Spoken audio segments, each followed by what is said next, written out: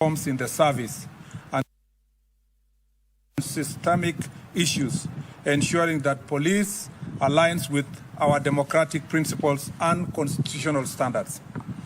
Police reforms in our recent past has become a focus of accountability, service ethics, and restoring public confidence, breaking away from the outdated colonial legacies.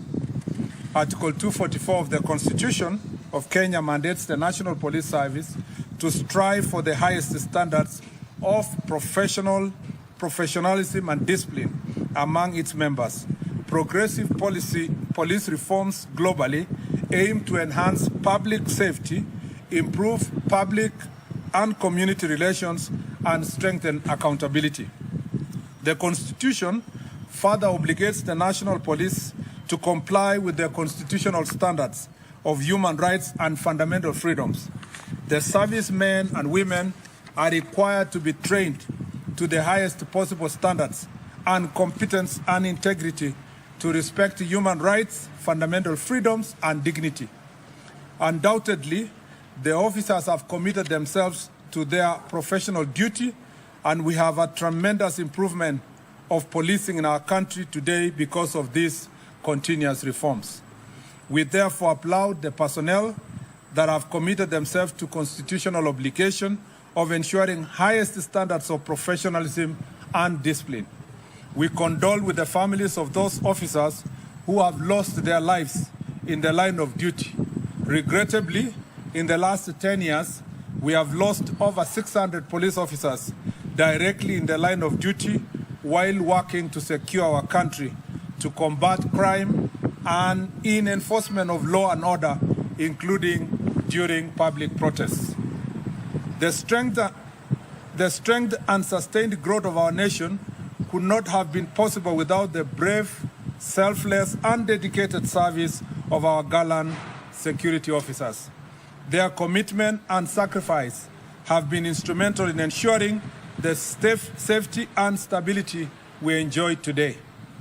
Nevertheless, we continue to face immense challenges in our pursuit of ideals enshrined in Article 244 of our Constitution. These challenges compel us to relentlessly strive for legal, institutional, and constitutional reforms aimed at enhancing the quality and the effectiveness of our police service. The Kriegler report laid a foundation towards police reforms in Kenya. Unfortunately, despite this well-intentioned framework and constitutional backing, meaningful reforms have stalled. Key challenges such as the limited operational independence, inadequate resourcing, and increased cases of police brutality and impunity have reversed much of the initial gain. As such, the promises and ideals of Kriegler report remain largely unfulfilled, even as public demand for a reformed, accountable, and rights-respecting police service continues to intensify. Upon assuming office in 2022, the President of the Republic of Kenya, His Excellency Dr. William Ruto, established a task force to look into critical reforms in the National Police Service, Kenya Prisons, and National Youth Service. The task force dutifully pointed to the need for several administrative, policy, and legislative reforms. Subsequently, on the 7th of March 2025, His Excellency the President entered a memorandum of understanding with the former Prime Minister, Right Honorable Raila Odinga, to promote and protect the livelihoods of young people and to guarantee the right to peaceful assembly and protest as provided for under Article 37 of our Constitution. It's against this high-level commitment that the Ministry is intensifying efforts to improve reforms aimed at fully realizing the ideals and aspirations espoused in the task force report and the memorandum. These reforms also at the backdrop of President's decision to ensure for the first time in the history of Kenya that the National Police Service operates independently with its independent accounting officer. To further pursuit of recommendations made by the task force, a technical committee on review and development of administrative, policy and legislative reforms was formed on the 23rd of August 2024. The technical committee, though through the various joint secretaries, held consultative forums with the primary stakeholders. Through these consultations and the proposals submitted to the committee, the following draft bills and new legislation were deployed. The National Police Service Commission Act Amendment Bill to provide for a more robust and independent police commission. The National Police Service Act Amendment Bill to provide for improved working conditions, salaries, terms of service of the police officers. Further, to address issues of political interference, corruption, inadequate training, and structural challenges within the service. 3, Independent Policing Oversight Authority Amendment Bill to provide for further legislative framework, strengthening of IPOA to undertake its constitutional mandate. And then 4, the National Youth Service Amendment Bill to address wider strengthening of NYS with respect to logistical mobility and equipment. 5, Public Order Act Amendment Bill to provide for better management and enforcement of public law and order in the exercise of right of assembly, demonstrations, picketing, and petition under Article 37 of the Constitution. The National Forensic Science Lab to provide support modernization efforts, including establishment of a National Forensic Laboratory to create 10 specialized units to handle different aspects of forensic science.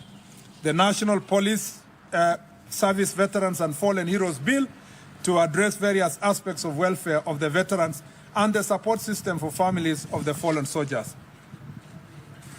All these bills are in the final stage before they can be presented before Cabinet and then tabled in National Assembly and the Senate. As highlighted, it was not always the norm for the police that the police were held accountable for the actions in extrajudicial cases of police brutality.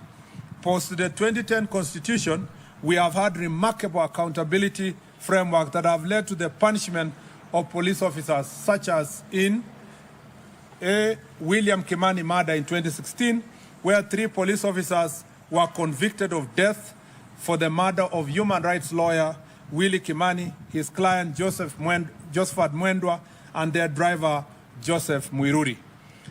B, Baby Samantha Pendo case of 2017, where 4 police officers were charged with the murder of 6-month-old baby Samantha Pendo, who was killed during post-election protests in Kisumu in 2017. 3, Martin Koome murder of 2013, where police officer at the rank of an OCS was found guilty and sentenced to death for torturing a suspect to death inside a cell. Among many other instances that the police have been dealt with, family for breach of law and the Constitution. Although we have experienced worse incidents in the past, the progressive nature of our law and policy will soon make such occurrences rare in our country. Incidents such as bodies being dumped in Yala River, the case of Indian nationals killed in a container at police station, cases of abductions, incarcerations, detention without trial, and recently the death of Mr. Albert Ojwang, while in the hands of police, among others, must be punished by law, and those involved will soon be held accountable. Globally, countries have made significant strides in attaining police reforms. Instances such as public outcry, social movements, and specific instances of violence or misconduct have led to significant and relatable scenarios of police reforms. As a government, we are duty-bound to uphold the highest possible standards in safeguarding the security and well-being of the people of Kenya. As the Cabinet Secretary responsible for internal security, I have initiated a program dubbed Jukwaa la Usalama as a proactive mission to engage Kenyans and the security organs in formulating priority areas of reform and enforcement of law. Our goals remain delivery of professional, accountable, and citizen-centered policing that meets the aspirations of our Constitution. To realize these objectives, the Ministry of Interior and National Administration remains firmly committed to pursuing reforms through adherence to the Constitution, continuous legislation, policy and administrative reforms, and adoption of international best practices.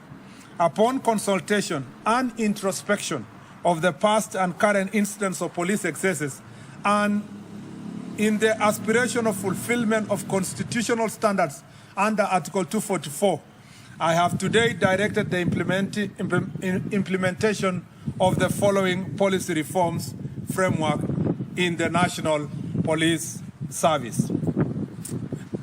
First, on CCTV surveillance, it shall be mandatory to equip police stations with CCTV surveillance to enhance transparency and accountability.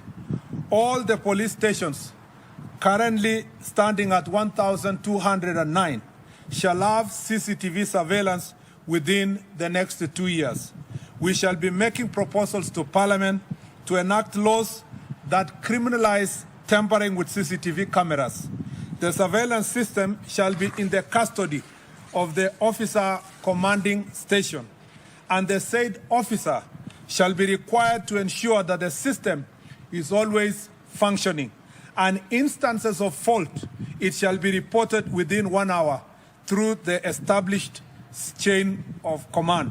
The CCTV shall have an external backup system.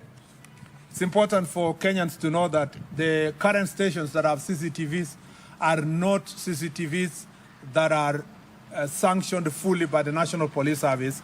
It was the initiative of the individual police stations. Now this shall be mandatory for the entire 1,209 police stations and other police stations that shall be constructed. 2, digitization of occurrence book. Over the next 1 year, and in line with the bottom-up economic transformation agenda program of digitization, we shall roll out a digital reporting system. This is a reform that has been initiated, and we are now committed to the digitization of occurrence books to ensure all reported incidences can be traced and be tamper-proof. 3, community policing initiative. Every police station shall be mandated to adopt and steer community policing models to improve relations with citizens. This integration with the local community will lead to greater accountability and improvement of working relations. 4, regular audits, evaluations, and performance review. I have directed an immediate establishment of a policy framework for conducting independent audits of police practices, procedures, and use of resources to ensure compliance with established policies and identify areas for improvement. Working together with civil society, religious leaders, and other stakeholders, we shall ensure regular audits and evaluation with awards to the best police officers, police stations, among others. We are creating systems that evaluate officers' performance based not just on enforcement metric, but also community relations and adherence to requisite ethical standards. This framework shall establish both the criteria for reward and sanction of respective police officers. 5, training and education. I have directed the establishment of continuous professional development training on all officers, beginning with the OCSs, who shall be required to undertake minimum training annually on set of constitutional standards of the National Police Service, as shall be developed in the curriculum. This marks the first step in restoring professionalism, discipline, and service excellence across all ranks. To achieve this, we shall work closely with the National Treasury and Parliament to ensure adequate resources are allocated. It is unfortunate that whenever budget cuts strike, training is often the first casualty. We are also forging partnership with development partners, public benefit organizations, and other stakeholders to sustain this initiative. In our upcoming police recruitment drive, we shall include a specific cadre of specialized officers to infuse fresh talent, professionalism, and modern policing standards throughout the service. All these reforms will be centralized for oversight and implementation at every police station, directly under the responsibility of the officer commanding station. It is important to note that in the command and structure of police service, the OCS is the ultimate officer in charge of all activities related to enforcement of law and order at the police station. All the other superior structures exist for the coordination and command of the National Police Service. It is therefore our intention to implement, monitor, and evaluate aforestated reforms of the police station. Our intention is to make our police stations centers of excellence. It's important for all of us to know as Kenyans that just the way we say in elections, the polling station is the final place of voting. The police station is the final station of reporting any crime in the National Police Service. And therefore, every person, including senior officers, even the minister, everybody else has to always go back to a police station. And therefore, we want to make the police stations to become the center of excellence. We shall make the respective budgetary adjustments to prioritize these reforms among other modernization strategies in the forthcoming and subsequent financial years. We shall also pitch for support of these priorities from our development partners to ensure efficient and effective implementation of these reforms. As we relentlessly advocate for appropriate conduct by the police, there must be a reciprocal emphasis on the responsibility of citizens to show respect towards police officers as they discharge their lawful duties. Just as police officers are held accountable and subjected to public scrutiny, citizens too must accept that their actions are not beyond reproach. We are extremely concerned by the increasing instances where police officers have come under unwarranted attacks while executing their lawful duties. These challenges must not be ignored, and they point to a broader need to foster mutual understanding, accountability, and respect between the police and the public. In some instances, the nation has watched in disbelief as individuals forcefully entered protected areas such as parliament and police stations, with incidences such as burning police vehicles and destruction of government installations. Equally alarming are cases involving mob justice, acts of banditry, and illegal possession and public display of firearms. Such acts not only threaten national security, but also undermine rule of law. In conclusion, I wish to give my highest assurance that the Ministry of Interior National Administration, working in concert with other government agencies and in close collaboration with the people of Kenya, will continue to pursue and implement the much-needed reforms within the security sector.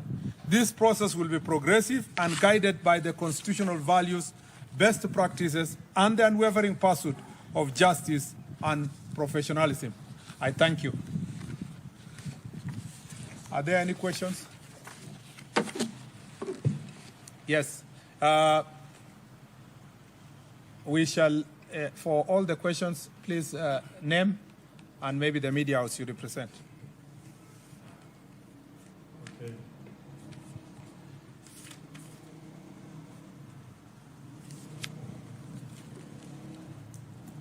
Yeah, Waziri, my name is Sidney Chazima from TV47. And my question goes to what you've just mentioned right now. You say that even the most highest ranking police officer has to report to a police station if there is something, even a complaint. In the run-up to the death of Albert Ojwang, we've heard that the DIG Lagat had a complaint about it. We would like to know which police station you reported to, if there's an OB, and if it is the DCI, was it documented or just a word of mouth? Then, secondly,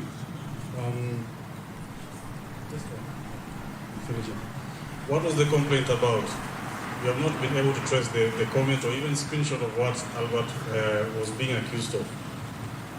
And finally, I would ask if there's an inventory of how many tenders of weapons that the government has entered into since 2023.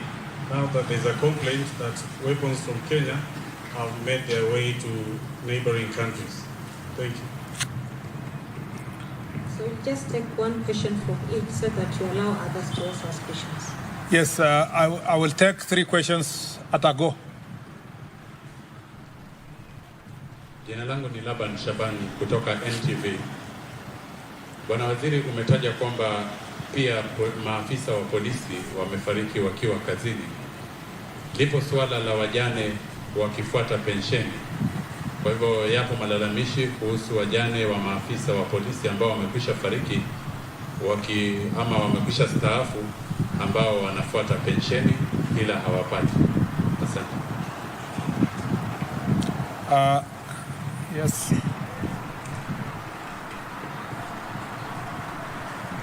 Good afternoon, Waziri.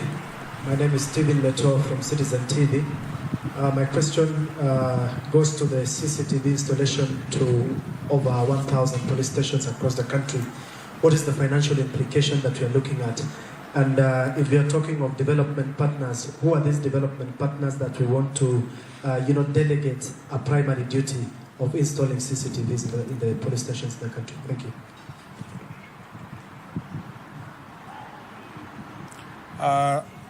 Let me start with on the issue of the current investigations that are going on in relation to the death of Mr. Albert Ojwang. I would rather leave that issue to the Independent Policing Oversight Authority for the simple reason that I am aware that they are making progress insofar as the investigations are concerned, and they will be going ahead to provide an update to the public.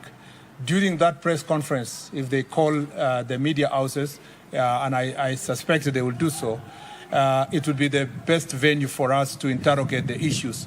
But also just to make sure that we do, using our office, we don't interfere with the investigations. As you can see what's going on in court, I would respectfully request you, because of the circumstances under which these investigations are ongoing, that we let that pass and wait for the process as it's going on in Parliament.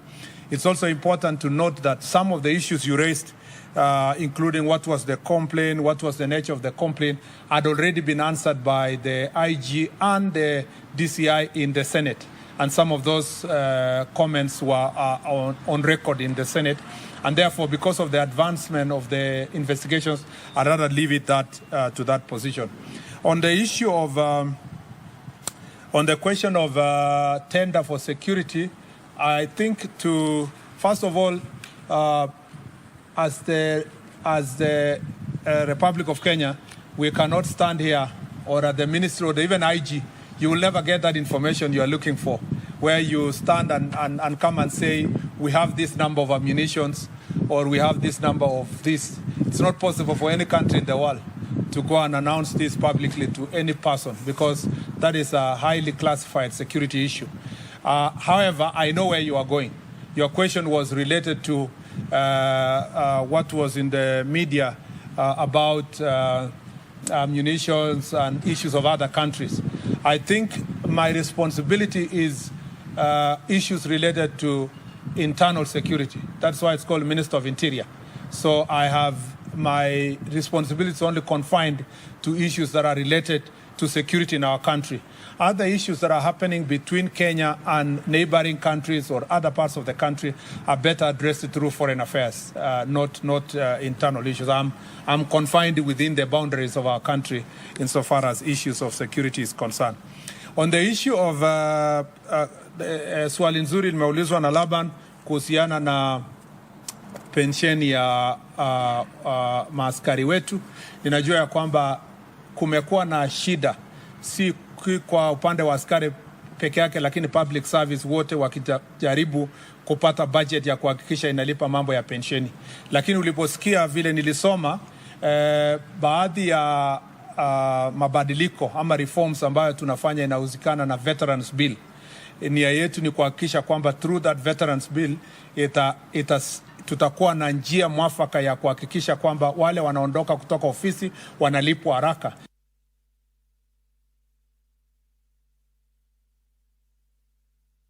kazini watakuwa wameshughulikiwa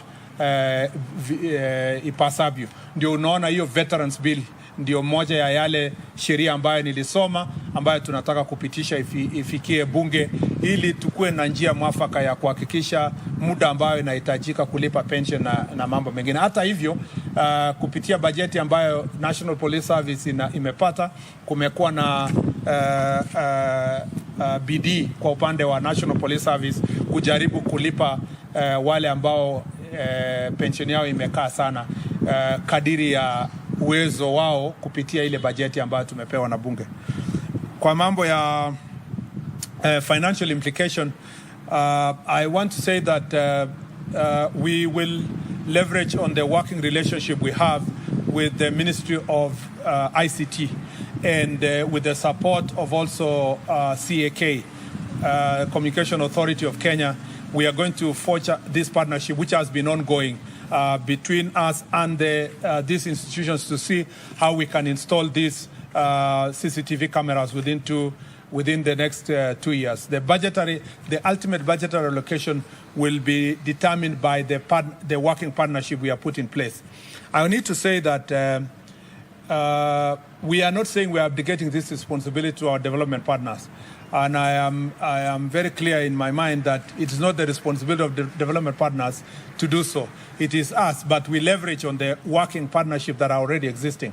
Some of the partnership are between us with the UNDP, which is already ongoing partnerships, between also us and the World Bank, between the government and the government of UK, and between the government and European Union. These are existing partnerships that are cut across ministries. But particularly for this ministry, we want to retrofit the programs that we have been having with them and see if we can urgently put some of the already committed resources towards making the police station a center of excellence and making it mandatory for all these police stations to have the CCTV cameras. I also needed to say that it is not just enough to talk about the CCTV. We are speaking about police stations that have very old infrastructure. Some of the police stations are actually colonial infrastructure. So it requires also building of the infrastructure itself. And again, through our Jukwaa la Usalama and our engagement with national government Constitutional Development Fund, we've been seeing ways of ensuring that we modernize most of these police stations, because you can also may want to put new ICT materials, the laptops, the CCTVs and Wi-Fi and so forth, in an environment that has very old infrastructure or even barely existing infrastructure. Some of the police stations are Mabati police stations and so forth. So we will want to, as we work on the accountability and transparency in the police stations, we want to ensure that we build on the infrastructure within the police station. The last three questions. Yes, when I was in, my name is Eric Orenda for Citizen Radio. There's been a clamor and push from a section of Kenyans for the DIG Lagat to step aside on his side. And some are even threatening to go to the street from tomorrow. From where you sit, do you think that's the prudent path to get me to suppress the tension, the pressure of protest ahead of tomorrow? Thank you. Mr. CS, my name is Winfrey Owino from KTN. You've mentioned digitization of occurrence books. And this is not something new. We actually heard of it first time in the previous regime. So what is the progress with what the previous regime had started? And what really is the update based on what you had told us before as the ministry? Thank you. The last one, if any. And if none, then I appreciate. Good afternoon. I'm Camila Lunani from K24. And I was asking, or many Kenyans are asking, when will this end? Like, when will the police brutality end? So that Kenyans can have trust in the police with their lives, with certain issues that they may be going through. Can we believe that the police will take care of us?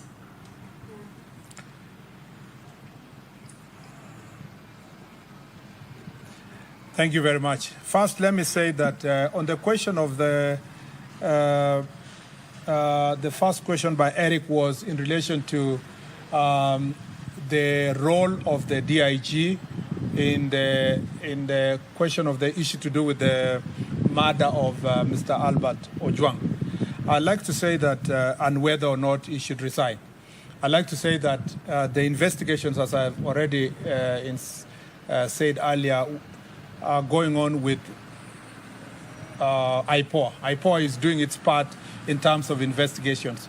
DIG Lagat is a seasoned police officer who understands what it takes to carry out matters of investigations and where or whether or not his conduct or act or position can affect that investigations. And I think we will cross the bridge when we reach there. When there is a closer relationship between the investigation that IPOA is doing and what he considers to be an interference, I think we will cross that bridge when we reach there. At the moment, let's leave the IPOA to do its part, but also the DIG himself to assess the extent of his involvement based on the investigations that are going, or his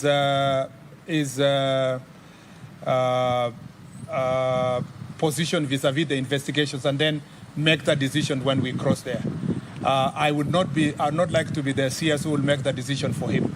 It is important that that is achieved, the threshold of the investigations, where it is, and whether or not the DIG will see that his position or position in office is going to interfere with that investigation. I'm sure when that threshold is achieved, we will cross that bridge when we reach there.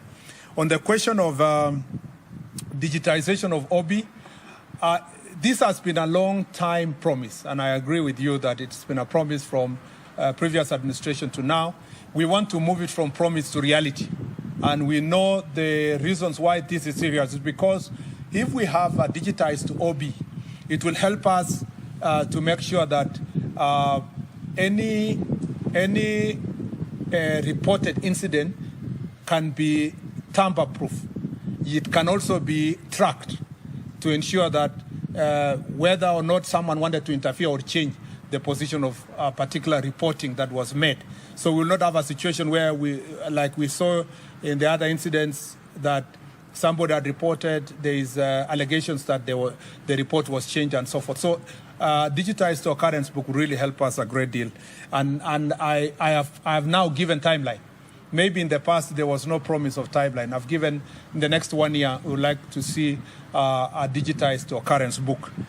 And then lastly, Camila has asked a very important question. When will police brutality end? We would like to see that police brutality ends now. It is the duty of any right-thinking member of society, including our cabinet secretary and government, to see that police brutality ends immediately. Because it is not right that police stations, for example, or police officers who are expected to protect the citizens are brutalizing citizens. But as you know, reality on the ground is that this is an area that governments and countries all over the world have struggled with over time. Even the most advanced democracies, like the case of the US with the George Floyd a few years ago. But very conscious societies will ensure that when an incident happens like the one for Mr. Albert Ojwang, you don't, as unfortunate as it is, you don't allow that incident to be part of the statistics.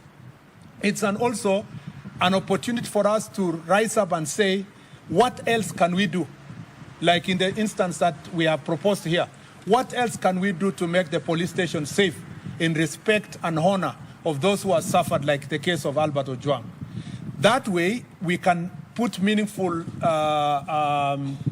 we can have meaningful results based on the otherwise negative and terrible incident. We can be able to turn around and say, so that doesn't happen to any other citizen, this is an opportunity again to up our game in terms of reform. But if you ask me, this is an area that is long overdue. But as I read in my statement, we've made significant improvement from 2010 when we promulgated our new constitution, and we can do even far much more. But I also need to ask our citizens that we need to support each other. We need to support the police officers. If you are, like the case that happened the other day, somebody's outrightly assaulting a police officer, you know, insulting a police officer, provoking. You are holding a machete. You know, you saw the case of Nakuru, someone having a panga and showing directly to the police officer. And we are all as Kenyans not enraged as if a police officer has shown or pointed a gun to a civilian. It should apply both ways. And I request you in the media, please stop profiling criminals and calling them protesters. I saw in one of the media houses the other day, somebody's announcing, saying, oh yeah, some of the protesters have burned vehicles, some of the protesters have looted. How do you still give them a constitutional status of Article 37?